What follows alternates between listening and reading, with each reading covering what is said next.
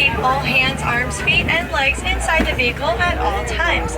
If you have a child on your lap, that is completely acceptable. Just make sure that they remain seated at all times. Remember, my friends, you are not Rafiki, so no simple poses with your children, please, because this is a very real truck. I really am driving, and you really are 6 feet above the ground on either side of the truck with no seatbelts or lap bars. And to be honest, I really do not want to do any paperwork today, so please remember to remain seated at all times, even if I am at a full and complete stop.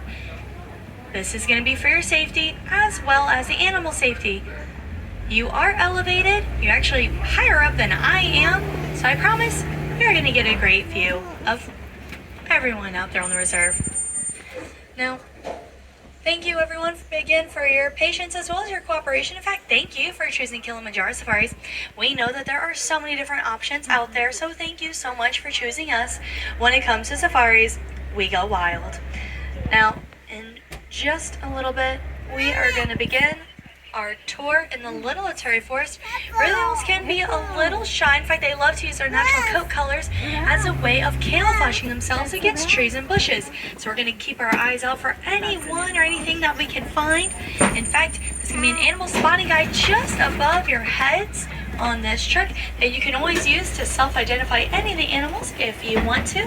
You are more than welcome to do so. Guys, it looks like the animals are not too shy today because on your right-hand side, all the way to the left, in fact, oh my goodness, this is so incredibly special. I'll talk about the Okapi first though. All the way to the left with the black and white stripes on the legs and their backside is called an Okapi. Now, their stripes do kind of look reminiscent of zebra stripes. Many people believe that they are related, but that's actually not the case. In fact, the Okapi is the only living relative related to the giraffe. It's because of their skull structure as well as their prehensile tongues. Now, prehensile just means grip-like. Grip-like. They use their tongues for daily activities, for eating, grooming themselves. In fact, the Okapi's tongue is so long, in fact, they can lick their own eyeballs when needed to. Isn't nature amazing? I'm just really excited, my friends, because on your right-hand side, way in the back, that is called a yellow-backed duiker. I have seen this animal an exactly amount of 4 times in my entire life. That yellow stripe that you see on their back, hence the reason why they're called yellow-backed duiker. We don't really know that much about them or their habits. They're really very reclusive. But what we do know is that whenever they get scared, they'll kind of like hitch up their lower back, exposing that yellow patch, make this really loud hissing noise, and then they'll just dive into a bush and hide until the threat's gone. How cool! So my friends, we're going to keep moving forward, see what else we can find in the forest, since it looks like everyone's not too shy today. In fact, on your left-hand side, way in the back, I'm sorry, just spotted wow. them. That is a black rhino way in the back there. Now, black rhinos are the second smallest of the 5 species of rhinos, weighing around 3,500 pounds. They can charge at 35 miles an hour. Now, black rhinos do have an upper prehensile lip. They do use that upper prehensile lip just like they would if it was their hand. They use it as a way to grip their food, as they do like to eat kind of like twigs and bush and branches and such, so it helps them out with that. On your left hand side, lying down on the ground there, that is a saddle-billed stork with the white and black feathers, the very colorful face, the long orange beak. Now, saddle-billed storks are the largest stork in Africa. They can grow to be around 5 feet tall, and they have a very large wingspan of around 9 feet wide. If you look up at the canopy above your head on this truck, that's about as wide as their wingspan. Wow. And coming up, going to be on your left-hand side, I see 2 different types of forest antelopes.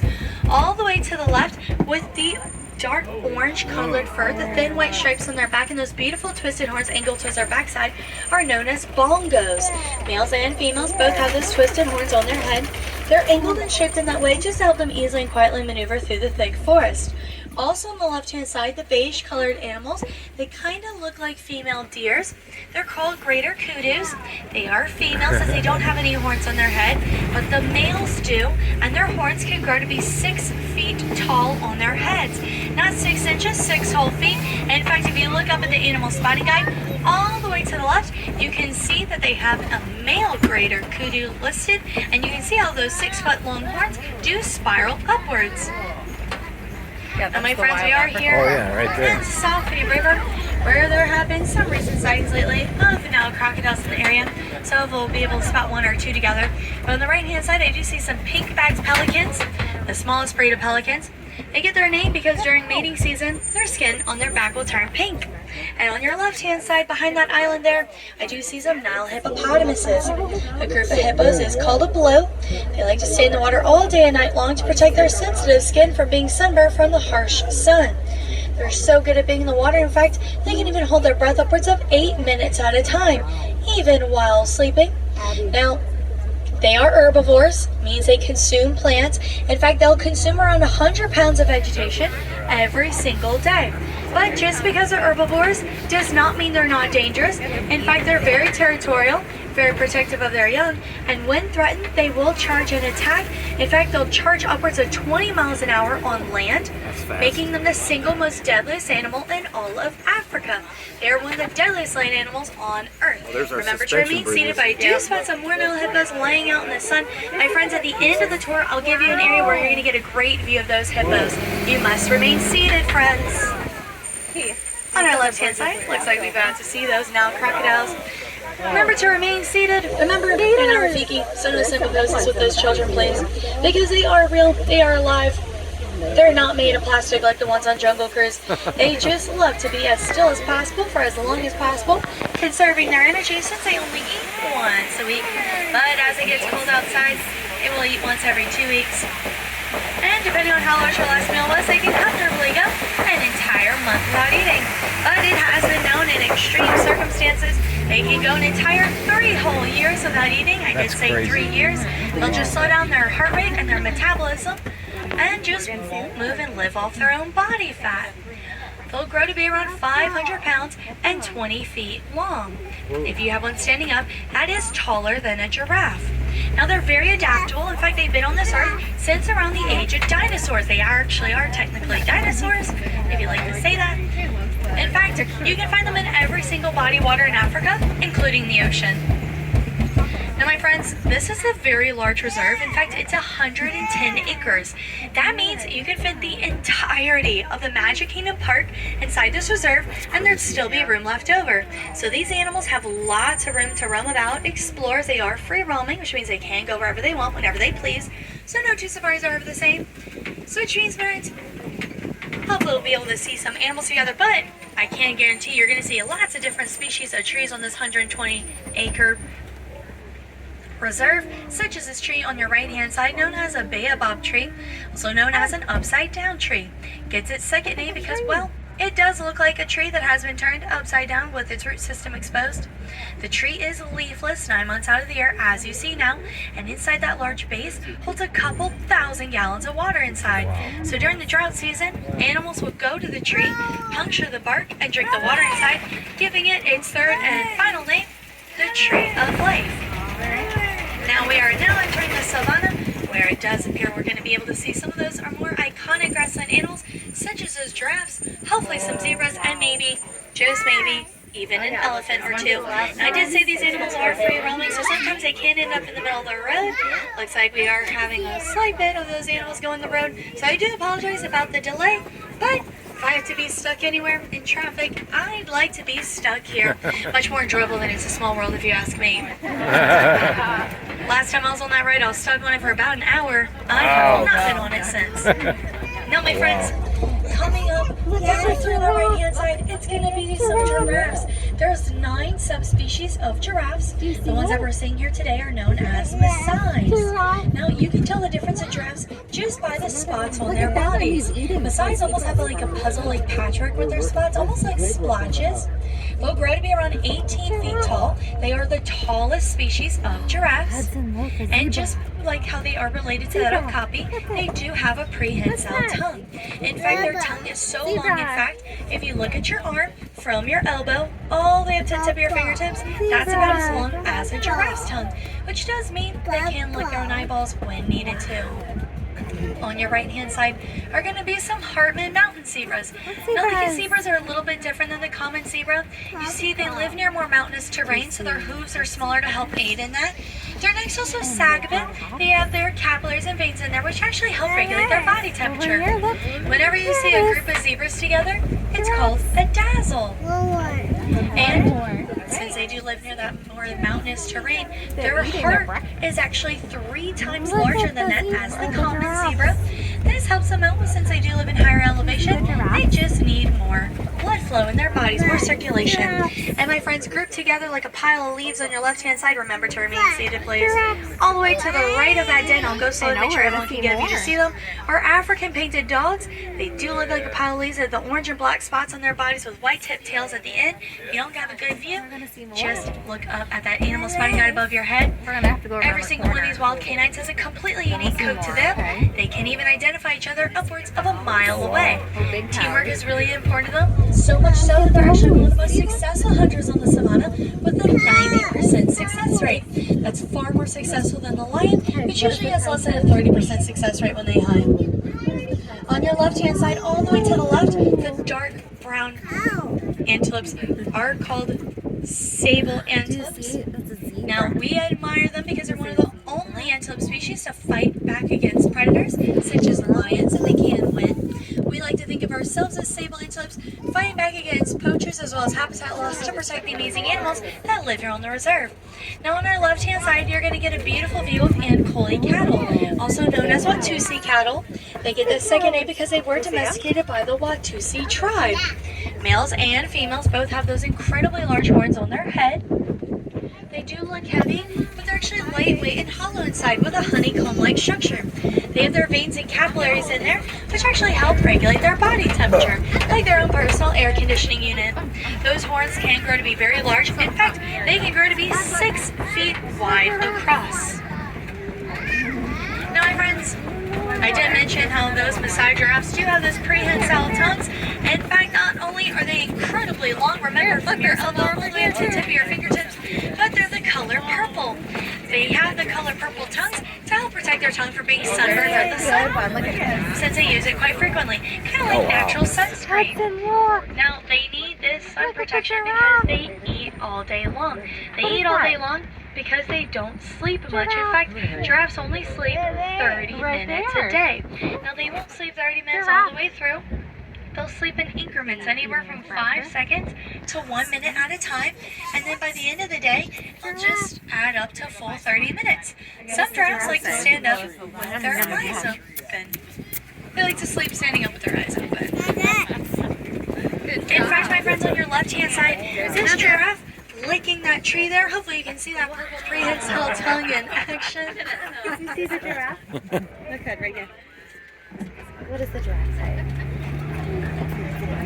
Now, they really are such amazing animals. They love standing so much that they'll even give birth while standing up, which does mean that a baby giraffe will drop an average of 6 feet to the ground. Now, this does not harm the baby in any way. It actually benefits them. You see, when that baby giraffe hits the ground at 6 feet, it kind of jumpstarts their heart rate and circulatory system. So within 1 hour of being born, they can stand up and walk, and within 3 hours, they can even run. This helps them out in the wild to keep up with their family and friends in case there's any predators around.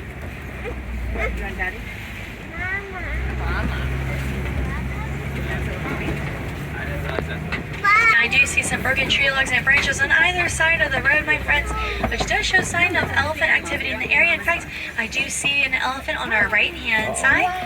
Now, they're not solitary animals. They do not like to be alone for too long. So, while we do see one here, I'll be moving forward just a bit, just for us to find some more together. Now, there are 2 species of elephants. You have the Asian elephant and the African elephant. The African elephant is the larger of the 2, the one on the right-hand side. One of the best ways to tell the difference is not only by their size, but by their ears. African elephants' ears are very large, and they actually look like they're in the cutout shape of the continent of Africa. You may also notice some lines there. Those lines are veins. Behind those ears are very large capillaries and blood vessels. Whenever they flap those ears back and forth, they can activate those blood vessels and cool down their body temperature by 15 degrees. On your left-hand side, all the way to the right, hiding behind those bushes there, kind of against those rocks, are some mandrills, the largest of the monkeys. The alpha will weigh around 90 pounds, the rest will weigh around 50. They're readily recognizable by those red and blue markings on their noses and backsides. Whenever they get excited, those colors will actually get brighter, much more vivid in color. Kind of makes them look a little bit more intimidating to any predators out there. If you've ever seen the live-action Lion King, Rafiki is a mandrill. And Rafiki in Swahili, it means friend. Now, I did mention how whenever those elephants flap those ears back and forth, they can cool down their body temperature by 15 degrees. But if you see multiple elephants together and they're all flapping their ears, it just might mean that they're communicating with one another. Elephants are incredibly social. They love to talk, just like you and I. We just can't hear them when they talk because they talk at a much higher frequency level than our human ears can hear. So, just like how you and I like to use hand gestures while talking, elephants like to use, as I say, ear gestures.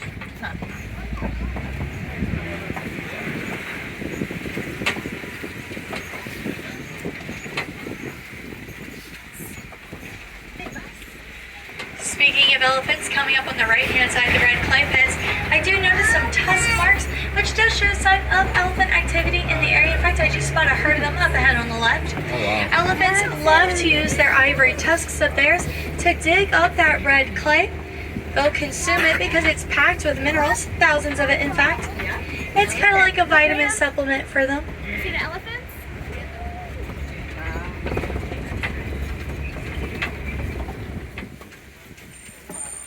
Now, African elephants are a matriarchal society. This means that females do run the show. In fact, the oldest and wisest female will be responsible for not only the safety of the herd, but also for remembering their very long migration pattern that can go over for hundreds of miles across the African plains. They are the largest land animal on Earth, weighing over 20,000 pounds, but some have been known to reach weights upwards of 24,000 pounds. They are herbivores, consuming around 300 to 500 pounds of vegetation every single day. And on the left-hand side, you can see those trunks of theirs. In fact, you can see that one elephant all the way to the left using their prehensile trunk beautifully. Prehensile, as I said, does mean grip-like, which does mean they use their trunks of theirs, just like they would if it was their own. Now, African elephants are incredibly social, very intelligent, and highly emotional. In fact, they have more neurons in their bodies, in their brains, than we do, than humans do, which make them very complex creatures with complex thoughts and emotions. So, whenever a baby elephant gets nervous or anxious, it will suck on its trunk for comfort, just like how a human baby will suck on their thumb for comfort. Now on your left-hand side are some greater flamingos. These are the tallest of the flamingo species, as well as the lightest shade of pink. But if you look closely, you might notice some ones that are smaller. They are gray in color. Their legs and beaks are gray as well. They're baby flamingos. In fact, all baby flamingos, when they hatch from their eggs, are gray in color for about a year or two. It's about this time because they'll have to consistently eat brine shrimp for 1 to 2 years. Brine shrimp is made up of beta-carotene. Beta-carotene is what helps give them that beautiful pink color. Now, if you look closely at those flamingo legs on your left-hand side, you'll notice something. It looks really awkward looking, like they're lifting them up backwards. A group of flamingos, as we just saw now, is called a flamboyance. Another elephant. And coming up ahead on the left-hand side is going to be a mom white rhino with her baby. We do have 2 baby white rhinos here on the reserve, Milo and Logan. I do believe that is Logan, as his horn is a little bit shorter and stubbier than his sister's Logan. Hers is much more pointier than his. Now these are white rhinos, the largest of the 5 species of rhinos, weighing upwards of around 7,000 pounds, although they have been known to reach weights upwards of 10,000 pounds. They can charge at 35 miles an hour. Now they're called white rhinos, not because of the color of their skin, but because of a mistranslation. They were originally called white rhinos. We thought that white meant white. It doesn't. White literally means wide. It's because they have wide mouths. The wide mouths help them out, since they like to eat short grasses, as you can see what they're doing there on the left. Remember that black rhino that we saw earlier has a prehensile upper lip. They do not have those wide set mouths, as the white rhino does. Now, friends, on your left-hand side, I'm going to move forward because I do see some more closer to us to get a more beautiful view of them. Those are cheetahs, the fastest land animal on Earth. In 0 to 3 seconds, they can reach speeds of 70 miles an hour. That means For my friends that use kilometers, that's around 110 kilometers an hour in 0 to 3 seconds. This means that they can run an entire football field in less than 6 seconds. Now, they're not long distance runners though. After about 2.5 football fields, they will get tired, start to slow down. It can take them an entire hour to catch their breath after running, kind of like me. Now, they're also the only cat species in the world to always have their claws out. Their claws do not retract back into their paws. They need this to act as kind of like traction or extra grip for them when running at top speeds of 70 miles an hour, kind of like cleats do on the bottom of soccer and football shoes. Works the exact same way.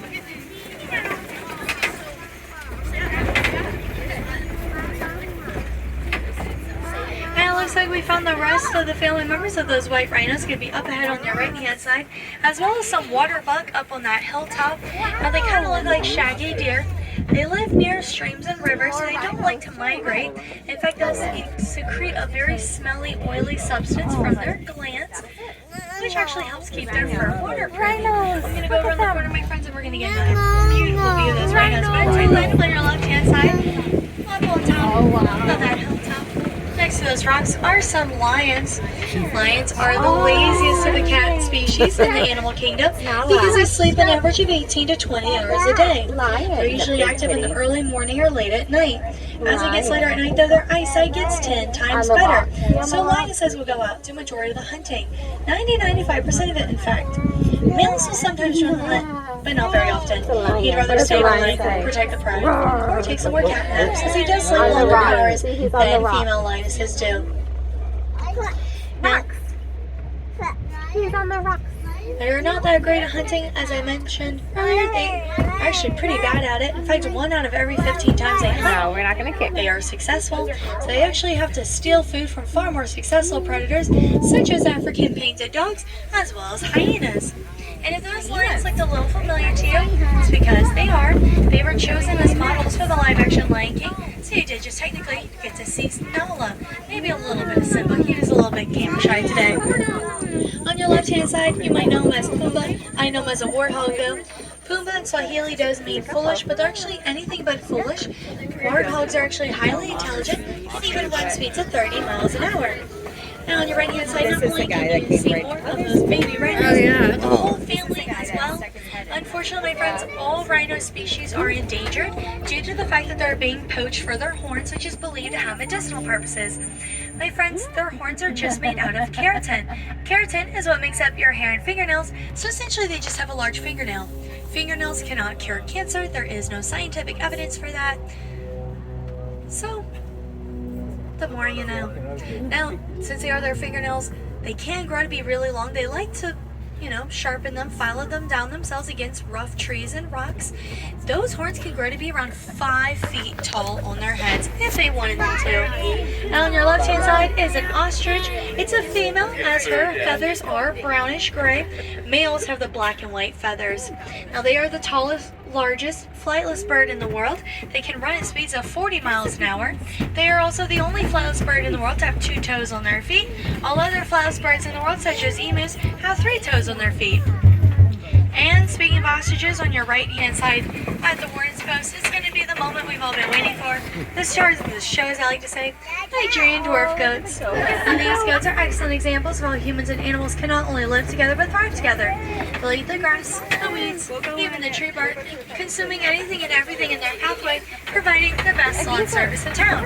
In exchange, they'll provide humans with milk. Their milk is far more nutritious than cow's milk. Now, my friends, if you'd like to help out any of these incredible animals that we saw here today, you could always donate to the Disney Conservation Fund. Every dollar donated is not only matched by Disney, but 100% of proceeds do go towards grants and nonprofits dedicated to rebuilding habitat loss, as well as protecting endangered species from extinction. Endangered species such as those okapis, Nile hippopotamuses, those Maasai giraffes, African elephants, white rhinos, lions, and so many more. Now, my friends, I do understand these animals are free roaming, so sometimes we get great views, sometimes we just miss them.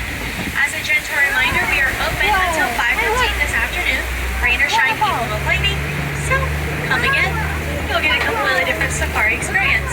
If you'd like a better view of those okapis or that yellow-backed duiker, you might be able to spot it one more time, or even more animals such as gorillas and baby gorillas, I highly recommend the Gorilla Falls Exploration Trail, open until 5:15 this afternoon.